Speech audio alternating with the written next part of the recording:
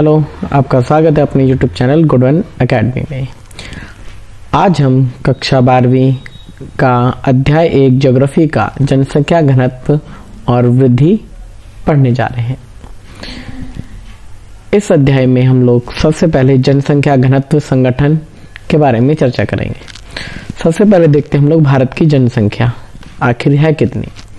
जो भारत की जनसंख्या है वो 2011 के अनुसार 121 करोड़ है। भारत की जनसंख्या 2011 के अनुसार 121 करोड़ है मानी जाती है।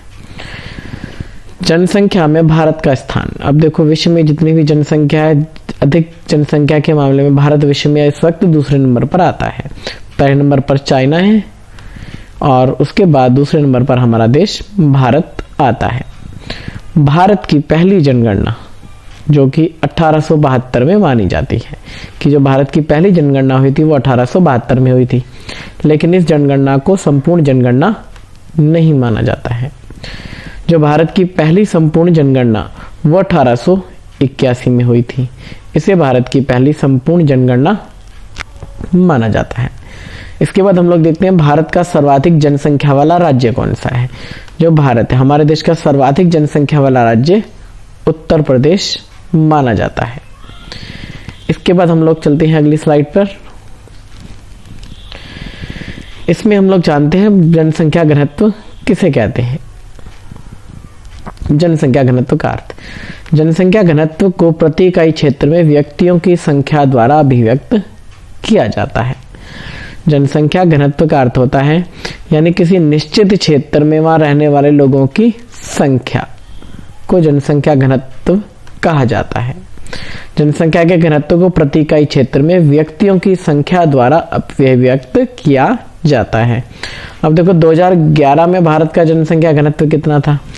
2011 में भारत का जनसंख्या घनत्व 382 व्यक्ति प्रति वर्ग किलोमीटर था। उसके बाद हम देखते हैं जब हमारा देश आजाद हुआ 1951 में भारत का जनसंख्या घनत्व कितना था, 117 व्यक्ति प्रति वर्ग किलोमीटर, यानी 1 किलोमीटर में 117 व्यक्ति रहते थे तब, और 2011 में 1 किलोमीटर में 382 व्यक्ति रहते हैं। और अब हम देखते हैं हमारा देश जो भारत है इसमें सबसे कम जनसंख्या घनत्व कौन से राज्य का है। सबसे कम जनसंख्या घनत्व वाला राज्य है अरुणाचल प्रदेश, जहां पर केवल 17 व्यक्ति रहते हैं 1 किलोमीटर में। उसके बाद हम लोग देखते हैं सबसे अधिक जनसंख्या घनत्व वाला राज्य, सबसे अधिक जनसंख्या घनत्व वाला राज्य बिहार है, जहां पर 1 किलोमीटर में 1106 व्यक्ति प्रति वर्ग किलोमीटर में रहते हैं। अरुणाचल प्रदेश के मुकाबले ये बहुत ज्यादा है, जहां पर केवल 17 व्यक्ति रहते हैं और यहाँ 1106 व्यक्ति। अब हम चलते हैं अगली स्लाइड पर। अब हम जानते हैं जनसंख्या वृद्धि का अर्थ क्या होता है। जनसंख्या वृद्धि किसे कहते हैं। अब देखिए जनसंख्या वृद्धि दो समय बिंदुओं के बीच किसी क्षेत्र विशेष में रहने वाले लोगों की संख्या में परिवर्तन को कहते हैं। यानी किसी निश्चित क्षेत्र को मान लेते हैं, उसमें 2 समय अंतराल देखते हैं, यानी 2 समय के बीच में जो जनसंख्या में परिवर्तन होता है उसे जनसंख्या वृद्धि कहते हैं। यानी किसी निश्चित जनसंख्या में 2 समय अंतरालों के बीच में जो जनसंख्या में परिवर्तन होता है उसे जनसंख्या वृद्धि कहते हैं। जनसंख्या वृद्धि के 2 घटक, प्राकृतिक और अभिप्रेरित। जनसंख्या वृद्धि के 2 घटक हैं, एक प्राकृतिक है और दूसरा अभिप्रेरित है। प्राकृतिक में देखो क्या होता है। प्राकृतिक यानी किसी क्षेत्र में जन्म दर और मृत्यु दर की वजह से जो जनसंख्या में परिवर्तन होता है उसे प्राकृतिक घटक माना जाएगा। और किसी क्षेत्र की जनसंख्या में जो परिवर्तन होता है वो प्रवास की वजह से, कुछ लोग रोजगार की तलाश में या किसी काम की वजह से अपना स्थान छोड़कर कहीं और रहने के लिए चले जाते हैं, तो उसे अभिप्रेरित घटक कहा जाएगा। अब हम आगे चलते हैं। आगे है जनसंख्या वृद्धि की प्रावस्थाएं। जो जनसंख्या वृद्धि की प्रावस्थाएं हैं इनको टोटल 4 भागों में बांटा गया है। सबसे पहली प्रावस्था जब 1901 से 1921 की अवधि, यानी पहली अवस्था को जो माना गया है वो 1901 से 1921 की अवधि को माना गया है। इसमें जो जनसंख्या थी वो धीरे और स्थिर जनसंख्या वृद्धि हुई है, यानी जनसंख्या बहुत धीमी गति से बढ़ रही थी। इसमें जन्म दर भी ऊंची थी और मृत्यु दर भी बहुत ज्यादा बनी हुई थी। स्वास्थ्य सुविधाएं बहुत खराब थी इस समय। अधिकतर लोग अनपढ़ हुआ करते थे। यानी जो पहली हमारी जनसंख्या वृद्धि की प्रावस्था का है, ये 1901 से 21 से मानी जाती है।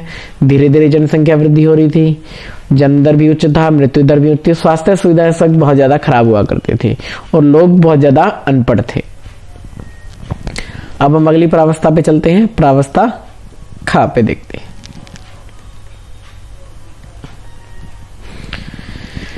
इसमें देखिए प्रावस्था खा, यह 1901 से 1951 की अवधि को माना गया है। इसमें स्थिर वृद्धि के लिए जाना जाता है। इसमें भी जो जनसंख्या वृद्धि थी वो तेजी से नहीं हुई, बहुत धीमी गति से हो रही थी। इसमें भी स्वास्थ्य और सफाई की व्यवस्था में सुधार, लेकिन इसमें कुछ स्वास्थ्य सुविधाओं में सुधार हुआ था। स्वच्छता और सफाई पर ध्यान दिया गया। इस वक्त मृत्यु दर नीचे आ गई थी, क्योंकि स्वास्थ्य और सफाई पर ध्यान दिया गया था। इस वजह से जो मृत्यु दर है ना वो नीचे आ गई थी, यानी मृत्यु दर कम हो गई थी, लेकिन जन्म दर उच्च बनी हुई थी। संचार तंत्र से वितरण प्रणाली में सुधार हुआ, यानी इस वक्त संचार की सुविधाएं भी आ गई थी थोड़ी, तो इसलिए वितरण प्रणाली में भी थोड़ा सुधार हो चुका था। जन्म दर ऊंची बनी हुई थी, यानी जन्म दर स्वास्थ्य सुविधाएं और सफाई की वजह से जन्म दर जो थी काफी ऊंची बनी हुई थी। उसके बाद हम लोग देखते हैं प्रावस्था ग, ये तीसरी प्रावस्था थी। ये 1951 से 1981 तक का दशक माना जाता है। इसमें जनसंख्या का विस्फोट हुआ, यानी जनसंख्या जो थी बड़ी तेजी से बढ़ी। इसमें बहुत ज्यादा लोग, इस समय जन्म दर काफी ज्यादा थी। मृत्यु दर में कमी आई, मृत्यु दर में कमी आई थी और जन्म दर में वृद्धि हुई। इस वजह से जो जनसंख्या का विस्फोट हो गया, यानी बहुत तेजी से जनसंख्या बढ़ गई। इस वक्त वार्षिक वृद्धि दर जो थी वो 2.2 तक रही। अर्थव्यवस्था भी सुधरने लगी थी। अब हम अगली प्रावस्था में चलते हैं, प्रावस्था घ, जो अंतिम चौथी प्रावस्था है। 1981 से अब तक की जो प्रावस्था, उसे प्रावस्था घ में माना जाता है। जनसंख्या वृद्धि दर ऊंची थी इसमें, परंतु धीरे धीरे घटने भी लगी। जनसंख्या वृद्धि दर ऊंची थी लेकिन धीरे धीरे घट रही है। विवाह के समय औसत आयु में भी वृद्धि हुई है। पहले विवाह जो कम आयु में कर दिया जाता था, आज के समय में विवाह की जो औसत आयु उसमें वृद्धि हो गई है। स्त्री शिक्षा में सुधार, जो स्त्री शिक्षा है उसमें भी सुधार हुआ है। स्त्री शिक्षा में सुधार का अर्थ है, यानी अब महिलाओं को भी या छोटे बालिकाओं को भी अधिक पढ़ाया जाता है, पहले ऐसा नहीं हुआ करता था। अब हम अगली स्लाइड पे देखते हैं किशोरों के समक्ष चुनौतियां। जैसा कि इस अध्याय में हमें बताया गया, किशोरों के समक्ष कुछ चुनौतियां भी हैं। विवाह की निम्न आयु, यानी कम आयु में विवाह कर दिया जाता है। निरक्षरता, किशोरों में निरक्षरता बहुत ज़्यादा हुआ करती थी। स्त्री निरक्षरता, यानी लड़कियों को नहीं पढ़ाया जाता था ज़्यादा। विद्यालय व्रत छात्र, विद्यालय होते थे लेकिन विद्यालय में लोग पढ़ने नहीं जाते थे। पोषक तत्वों की निम्न ग्राह्यता, पोषक यानी खाने पीने की जो चीज़ें होती थी उसमें पोषक तत्वों की कमी होती थी। किशोरी माताओं में उच्च मृत्यु दर, यानी जो किशोरी माताएं थी उनमें मृत्यु दर ज़्यादा हुआ करती थी। HIV और एड्स के संक्रमण की उच्च दरें हुआ करती थी।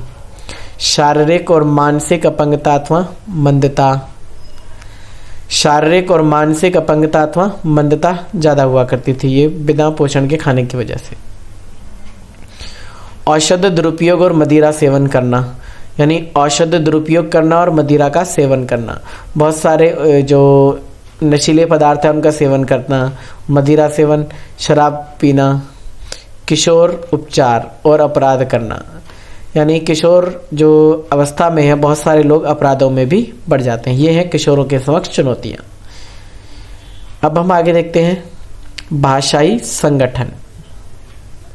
भाषाई संगठन में देश में 179 भाषाएं हैं, यानी हमारे देश में जो भाषाएं हैं जो मान्यता प्राप्त हैं 179 है। देश में लगभग 544 बोलियां हैं, 544 बोलियां हैं। और एक और चीज़, जो 10 रुपये का नोट है इसमें 17 भाषाएं होती हैं। जो 10 रुपये का नोट है ना इसमें 17 भाषाएं होती हैं। यहाँ 15 भाषाएं यहाँ पर लिखी होती हैं और एक हिंदी और एक इंग्लिश, इन दोनों को मिलाकर 17 भाषाएं 10 रुपये के नोट पर होती हैं। उसके बाद हम लोग देखते हैं मुख्य श्रमिक। मुख्य श्रमिक क्या होता है? जो एक वर्ष में कम से कम 183 दिन काम करता है उसे मुख्य श्रमिक कहा जाता है। यानी जो व्यक्ति साल में कम से कम 365 या 66 दिनों में से 183 दिन काम करता है उसे मुख्य श्रमिक कहा जाएगा। और सीमांत श्रमिक जो वर्ष में 183 दिनों से कम काम करता है, यानी जो व्यक्ति वर्ष में 183 दिनों से कम काम करता है उसे सीमांत श्रमिक कहा जाएगा। और जो 183 दिनों से 183 दिन या 183 दिनों से ज़्यादा काम करता है वो मुख्य श्रमिक होता है। और तीसरा इसमें आ जाता है अश्रमिक, जो पूरा साल काम ही नहीं करता उसे अश्रमिक कहा जाएगा, यानी ये कुछ भी काम नहीं करता। जो 183 दिन से कम या 183 दिन काम करता है सीमांत श्रमिक, जो 183 दिन या उससे ज़्यादा दिन काम करता है मुख्य श्रमिक कहा जाएगा। अब इस श्रमजीवी जनसंख्या को भी 4 भागों में बांटा गया है, यानी जो श्रमजीवी जनसंख्या इसे भी 4 भागों में बांटा गया है। पहला आते हैं कृषक यानी किसान, उसके बाद एक कृषि मजदूर जो किसानों के खेतों में काम करते हैं, घरेलू औद्योगिक श्रमिक घर पे जो छोटे लघु उद्योग बनाकर घर पे जो काम करते हैं, अन्य श्रमिक जो दूसरे किसी काम में लगे होते हैं। तो इसी के साथ यह अध्याय हमारा समाप्त होता है। अगर आपको वीडियो पसंद आया हो तो लाइक और सब्सक्राइब करना न भूलें। I should fuck her in the Benz. Yeah, you say they